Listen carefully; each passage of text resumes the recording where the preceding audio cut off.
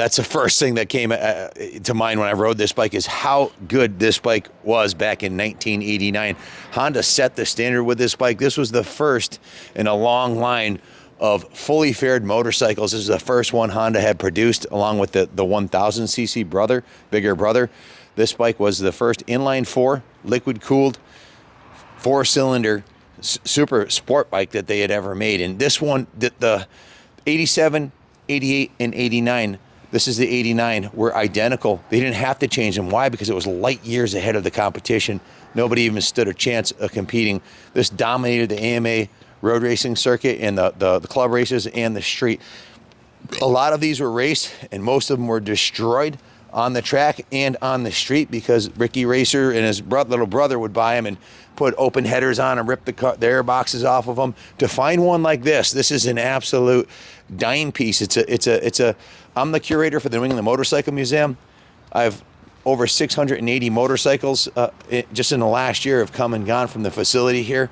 And I can tell you this, this is like finding a needle in the haystack, a time capsule, to find an original paint in this condition. It's remarkable how good the paint and the fit and finish on this bike is, on the wheels and everything else.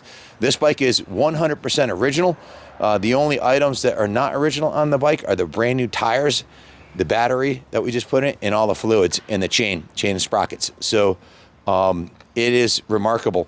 This cowling on the back here is a very hard piece to find. There's a passenger saddle underneath there, but this pinion makes it look more like it's ready for the road race track. Just a beautiful piece. It's ready to roll onto the floor of the museum, where it'll be until somebody buys it. If it sells at auction, we're putting it up for sale at auction. It's an absolutely stunning machine. Now, 600 cc's is putting down just over 90 horsepower, 11.6 seconds in the quarter mile, and a top speed of around 150 miles an hour.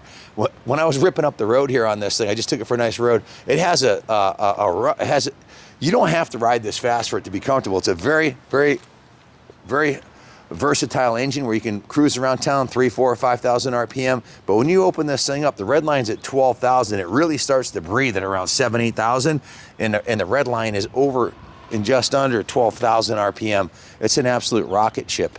This is from the Mayhe collection. John was a connoisseur of fine Hondas. He had 3 CX500 turbos. He had a CBX 6-cylinder. He had multiple VFR 750s and this CBR600 Hurricane. And I gotta admit, when he pulled the cover off of this one, my heart skipped a beat. I was like, my goodness, this thing is absolutely gorgeous. So his collection was in storage, obviously high and dry, and out of the elements, so the bike stayed mint cosmetically, mechanically. It's in perfect condition. It needs nothing. All the lights, typical Honda quality. Everything works as it should, like brand new. The turn signals, the horn, everything. We did go through the motorcycle top to bottom thoroughly. It was steam cleaned, hand washed, Carnauba paint waxed, and given a major what we call a rotisserie detail top to bottom. The service department put a brand new set of Bridgestone tires. If you zoom in, you'll see these are brand new.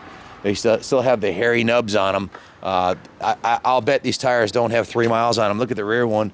It's brand spanking new. And we didn't replace these tires. These are the Bridgestone Battle Axe BT46s. We didn't replace them because the other ones were worn. We replaced them because the other ones were over 10 years old, because the bike hasn't been ridden much recently. We went through all the fluids on the bike. It's got new DOT 5.1 Motul brake fluid, front and rear. Actually, the front brake system was upgraded with the braided stainless lines, which is a really nice upgrade, and it has the drilled rotors. So this thing stops on a dime. The brakes have just been serviced. It's got new tires on it. All the fluids have been changed. It has brand new engine oil and a brand new battery on it. We also added a tender lead, so if you're not using it every day, you can just plug it in and charge the battery. Of course, it has a center stand attack. Look how nice and clean this thing is. Look up and close on the chain. It looks like this chain looks like it just came out of the box. It's absolutely pristine. The swing arm looks beautiful. The fit and finish on the original paint on the rims is stunning. Just a fantastic piece. Let me give you a quick riding demo on it. I want to do a drive-by on it so you can hear it. I don't know why anybody would want to put an exhaust on it, because they have a super nice sound right out of the box the way they are. Take a look at the original decals on the tank. Typically, these are all would be scratched up right here from either a bra or somebody wearing a sport jacket with a zipper rubbing up on it. The CBR, original CBR blue decals with the black and the pearl metallic white paint with the silver. This bike just pops. I'd say Honda hit the nail on the head with the styling, and here we are, what, 35 years later, and the bike still looks fresh. It doesn't look dated at all, and the performance is outstanding. So the Honda engineers hit one out of the park on this one. If you're looking to add a classic first generation Hurricane to your stable, look no further. This one is absolutely a museum quality piece. The center stand it looks beautiful. The side stand, everything's intact, just the way it came out of the showroom, brand new in 1989. I wanted to point out we have the clean title in hand here for the motorcycle, so you'll have no problems registering it. We can ship this bike anywhere in the world. In the fuel system, I just went over the work order. In addition to all the fluids being changed, the gas tank was drained and the carbs were cleaned and the fuel petcock was rebuilt. And the fuel that's in it is VP, non-ethanol free, so this could sit for 6 months. It'll fire right up.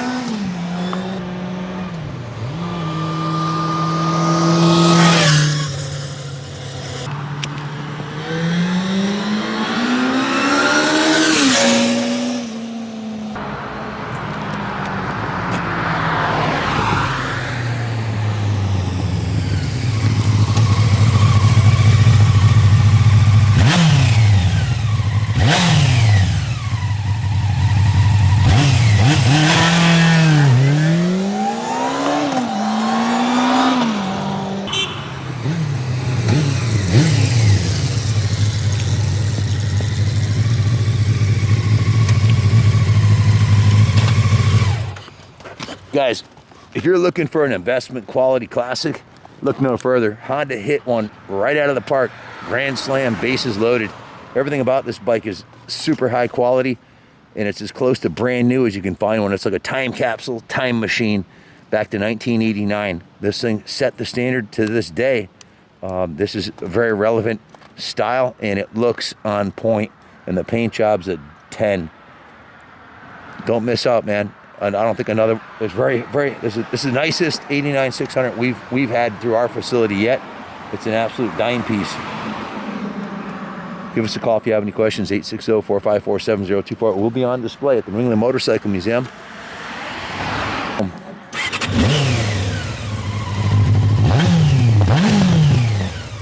As good as it gets.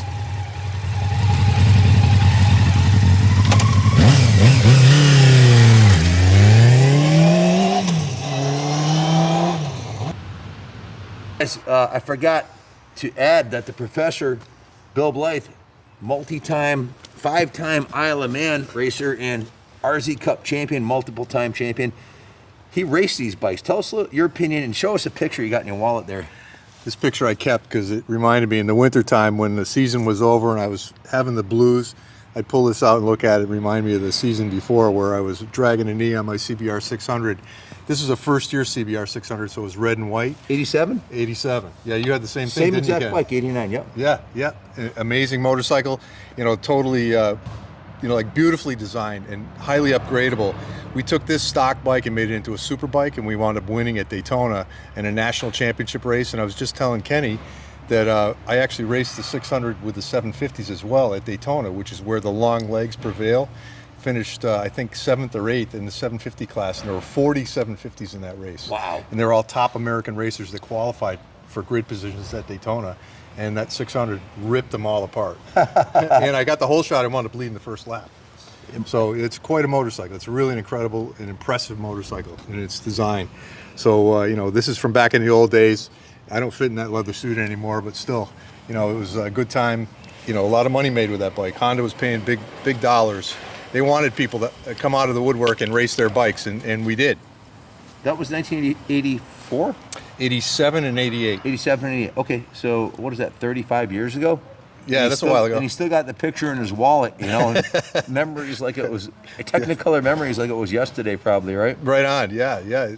With seeing that bike come up around here just brings it all right back to me. The thing is, that's a really impressive machine. So It really is. I didn't feel like I was on a classic. I felt like I was on a thoroughly modern motorcycle. That's It right. still feels relevant, you know? yeah, I think that was one of the first of the new generation of street bikes. You know, with the perimeter frame, you know, I think they had 17-inch wheels front and back, which fit all the best tires, and you know, the proper gear ratios. That thing, my bike did 170 miles an hour at Daytona. Holy shit. That was big numbers in frickin' 1988. flying. That was That's big. flying today, 100, big- 170? Big numbers on a 600 in 1988, but like today, that's kind of a modest number for a 600. They're really clocking really fast now, but in stock form. It was ahead of its time. Yeah, that was ahead of its time. We did a lot of work to it to bring it to that level, but I spent a lot of time behind the handlebars on one of those. Freaking awesome. Yeah, yeah.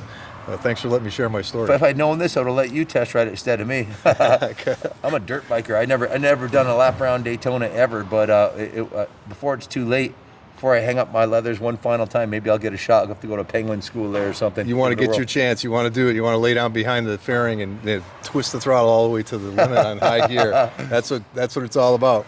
Yep, for Thank sure. you for sharing, Billy. All right, thanks, Ken. God Appreciate bless. it. God bless America.